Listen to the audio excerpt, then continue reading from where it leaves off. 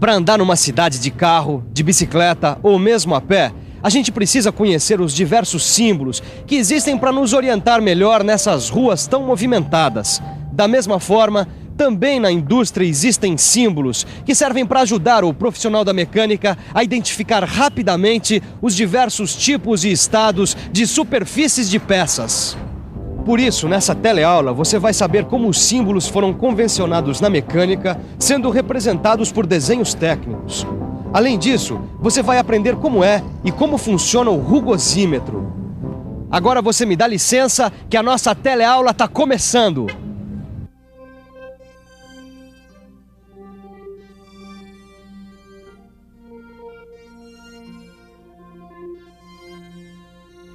Agora sim, para acabar esse desenho só falta colocar os símbolos indicativos de superfície da peça. Mas para isso a gente vai ter que consultar esse tipo específico de simbologia. A norma ABNT NBR 8404. Mas para você entender mais facilmente como funciona essa simbologia, o melhor é saber como funcionam os símbolos sem nenhuma indicação. Esse símbolo básico aqui só pode ser usado quando o seu significado for complementado por uma indicação. Este outro caracteriza uma superfície usinada, sem mais detalhes. E esse terceiro caracteriza uma superfície na qual a remoção de material não é permitida. Ele indica que a superfície deve permanecer no estado resultante de um processo de fabricação anterior. Poxa, Silva, pelo menos agora eu entendi a parte básica dessa simbologia. Também mais cedo ou mais tarde, eu vou ter que saber para que serve cada símbolo desse. Então está na hora de você saber como ficam os símbolos com a indicação da característica principal da rugosidade RA. Dá uma olhada aqui. Aqui a remoção do material pode ser facultativa, exigida ou não permitida. Mas seja qual for o caso, tá?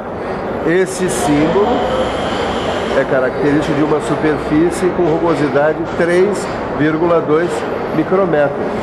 Então aqui quer dizer que, independente da remoção do material ser facultativa, exigida ou não permitida, o significado deste símbolo é uma superfície com rugosidade de valor máximo RA igual a 6,3 micrômetros e o mínimo igual a 1,6 micrômetros. Eu tô certo, Silva? É isso aí, garoto. Agora, além de indicarem a característica principal da rugosidade, os símbolos também podem trazer informações complementares muito importantes. Quer saber como? Então preste atenção e fique por dentro.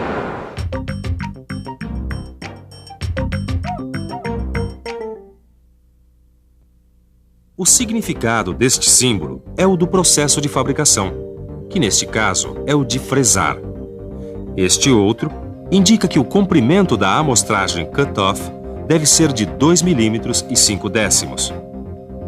Já este aqui informa que a direção das estrias deve ser perpendicular ao plano de projeção da vista.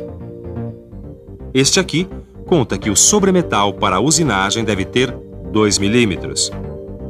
E por fim, com este símbolo, é feita a indicação, entre parênteses, de um outro parâmetro de rugosidade diferente de RA, como por exemplo, o RT, igual a 4 décimos de milímetro. Bom, esses símbolos podem ser combinados entre si. Ou então eles podem ser utilizados em combinação com os símbolos que indicam a principal característica da rugosidade RA. Vamos dar uma olhada como é que ficam esses símbolos mais completos. Olha, aqui, por exemplo, é uma indicação complementar e explica o sentido do símbolo.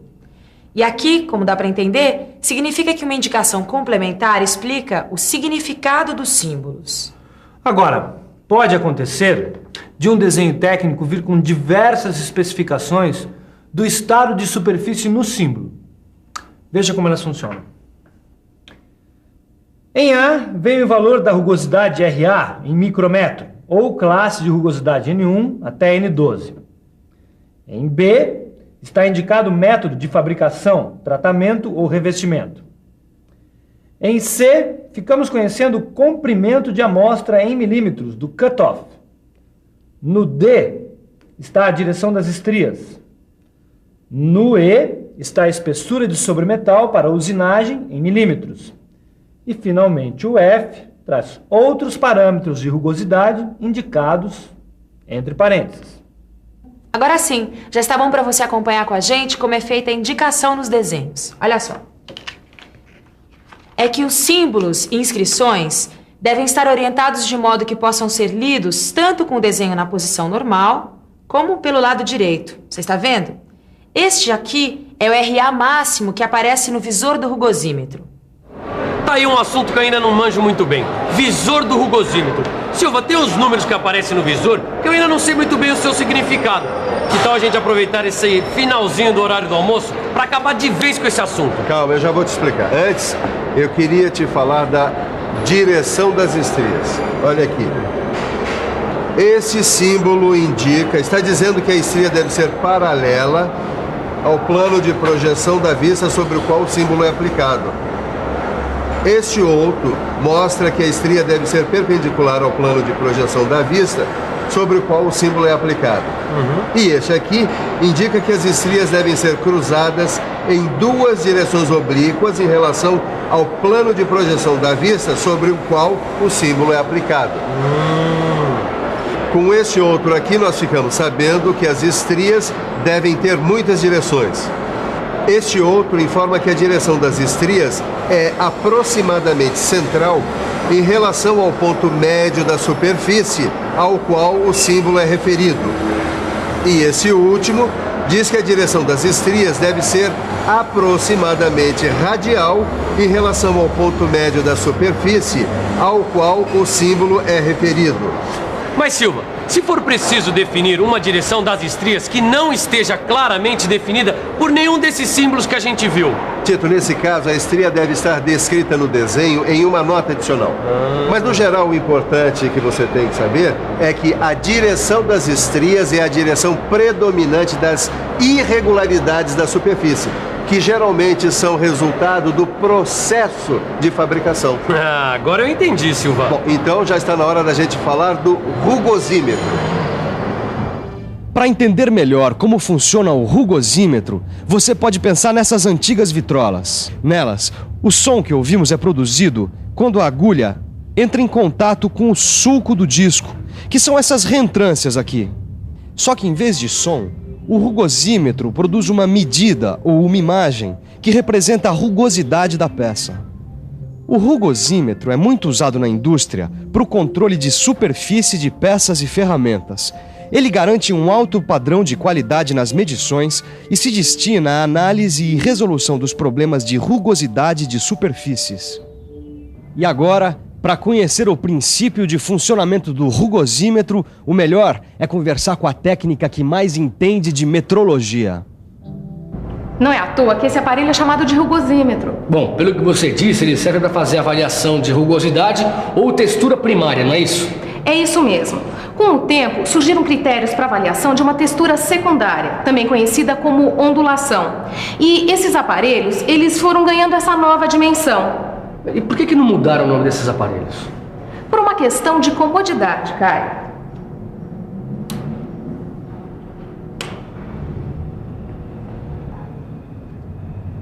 Assim, ficou o nome genérico de rugosímetro também para esses aparelhos que, além da rugosidade, medem a ondulação. Hoje em dia, todos os aparelhos em uso, tanto no laboratório como nas linhas de produção, eles são eletrônicos e são classificados em dois grandes grupos. Um grupo é desses aparelhos aqui que, além da leitura, ele faz o registro em papel do perfil efetivo da superfície.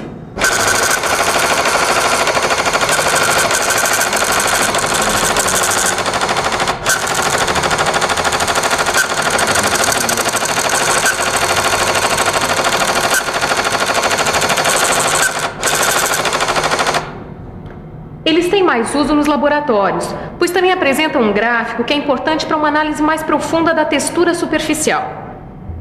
Mas, Silva, me diz uma coisa. Esse outro grupo de rugosímetros é igual a esses aparelhos que a gente utiliza aqui na linha de produção? É. A diferença em relação aos aparelhos usados lá no laboratório é que esses aqui só fazem a leitura dos parâmetros da rugosidade. E essa leitura tanto pode ser analógica quanto digital.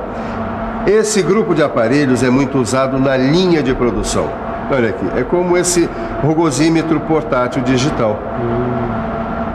Agora você vai conhecer cada uma das partes que formam os aparelhos para avaliação da textura superficial.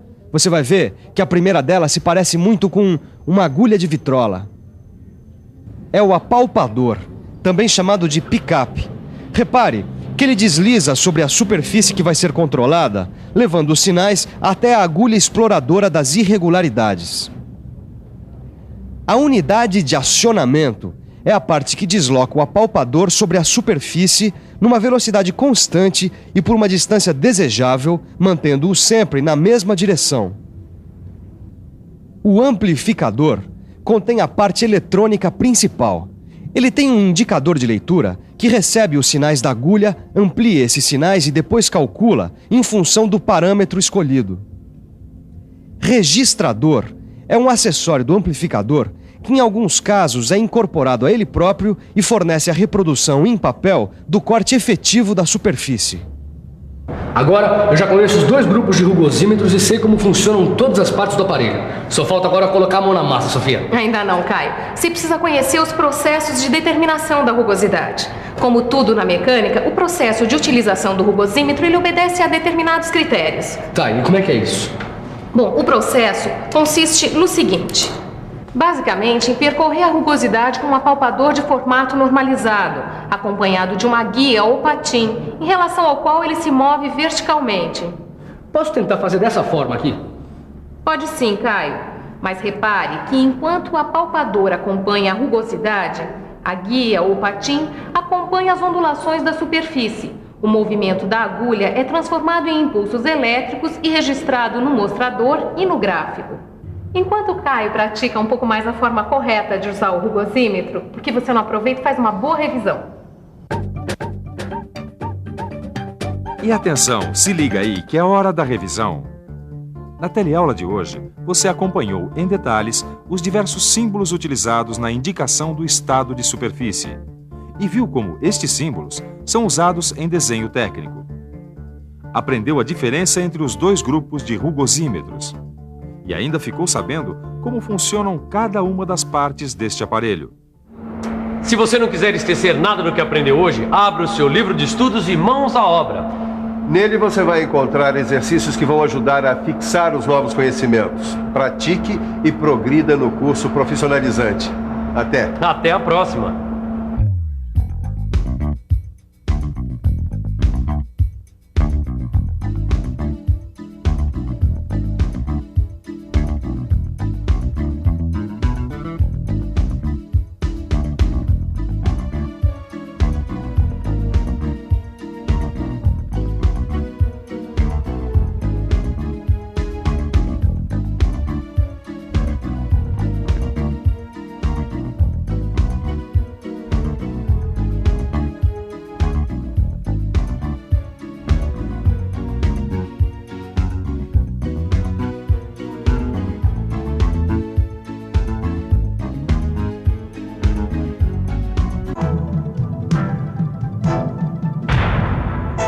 Telecurso 2000, um programa de educação do Sistema Fiesp e da Fundação Roberto Marinho.